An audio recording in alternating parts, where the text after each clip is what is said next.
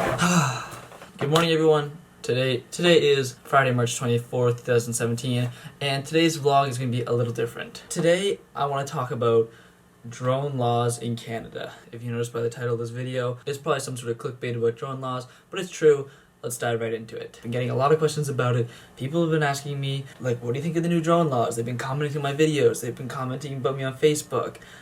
If I ever fly and someone around me says, oh, do you know the new drone laws? And, of course I say, yes, I know them. But I really want to talk about them because are the next big thing in technology, and they've been rapidly growing over the years. Hundreds of thousands of consumers have purchased them. And from a corporation standpoint, it makes jobs a lot easier. I mean, look at farms. You can just take your little drone and fly them over the fields. Hydro towers out in the middle of nowhere where roads don't get to. You just fly your little drone up. I mean, it's amazing. And they're totally revolutionizing the market. People will be using drones maybe as personal transportation. Amazon has the whole Amazon Prime thing. It's going to change the world.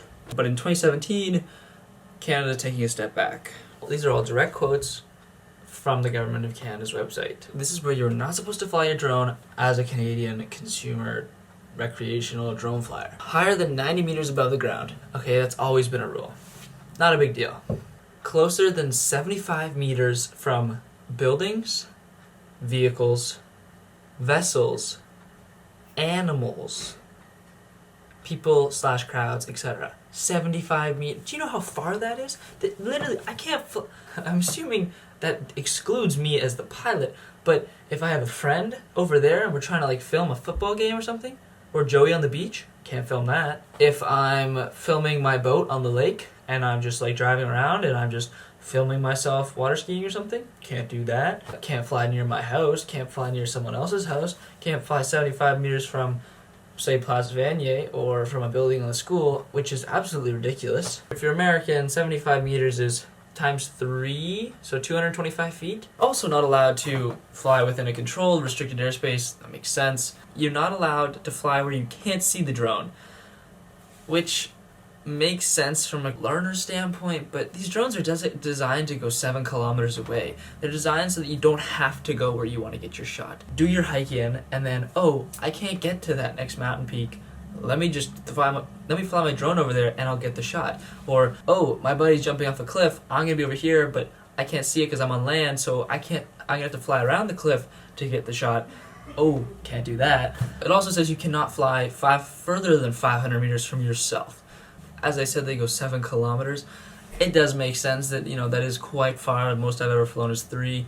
500 meters isn't a lot. Usually my flights can go from 500 to 1,000 meters. I try to get a shot that no one's ever seen before, and that's kind of the purpose of a drone, is to give you a new perspective. And if you can't go to those new perspectives, why bother buying a drone? This is one that I do not like at all. If your name, address, or telephone number are not clearly marked on your drone, you can't fly. This basically means that as soon as you crash your drone, the government or the police or wherever you crash your drone, they can see you and they can either sue you or fine you. And if you don't have it, they'll then use another excuse just to fine the person. And it's around $3,000 base. That's the base of the fine, $3,000. And they go up to $25,000.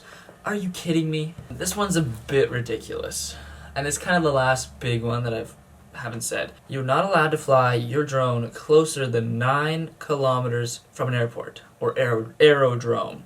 So any airport. Vancouver has 2, YVR and the Sea Float Plane Airport in downtown. Luckily, where I am is further than 9 kilometers from both of them, but it's kind of like the only pocket. If you look at these 2 images, it's kind of the only pocket in Vancouver you can fly. It used to be 5, and 5 is acceptable because at 5 kilometers, airplanes are coming in, they're at low altitudes.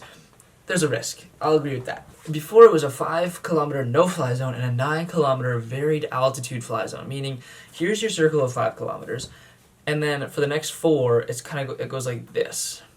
And the higher you go, say if you're 5.1 kilometers out, you can't fly to 200 feet, right? You can only fly to 50, and that makes sense because the airplane is coming in as a descent. But if you're 9 kilometers from the airport, the planes that fly above here, they're at least 4,000 or 5,000 feet high. My drone only goes to 1,500 feet, and that's max. They don't go any higher than that. It stops and regulated.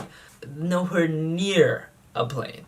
What plane is flying 10 feet off the ground about to land 9 kilometers from the airport? Nobody. If they are, they're crashing. You should get out of the way. What does this all mean for well, for me or for anyone who is just flying for recreational purposes, well, it's a pain, honestly. You can't fly in downtown Vancouver. You can't fly in Stanley Park. You can't fly anywhere in Richmond. And this isn't just Vancouver. This is Toronto. You're not allowed to fly in Toronto anymore because, well, one, you can be 75 meters from a building. So, and two, you have the airport right downtown. What it means is that it's really going to hurt the consumer market for drones. And that is kind of where the market is right now. I do understand that you need rules because without them people will fly. But it's all thanks to that one idiot who decided to fly his drone over an airport. And thanks to him, the rest of us are affected. And we can't fly our drones anywhere urban. We have to drive out of the city, drive 2 hours to get to somewhere that's safe to fly, when you could have just flown in your backyard and wouldn't have harmed anybody. I don't know. I think what they did is they overreacted. They took the measures too far. And I don't know. I don't know what you can do to stop this. Some of them I do agree with, but the ones that I agreed with were the ones that were already put in place. And now it's almost impossible to fly anywhere urban, which is usually where everyone lives in Canada. Government of Canada, Transport Canada. You've kind of ruined every drone enthusiast's day, week, month. Okay, well that was my little rant. I hope I covered everything. I don't know, I was just going off the top of my head. That's gonna be today's vlog. I have a very busy day, and I really wanted to talk about this. So I hope you enjoyed. If you did, make sure you subscribe, like the video, and I'll see you tomorrow.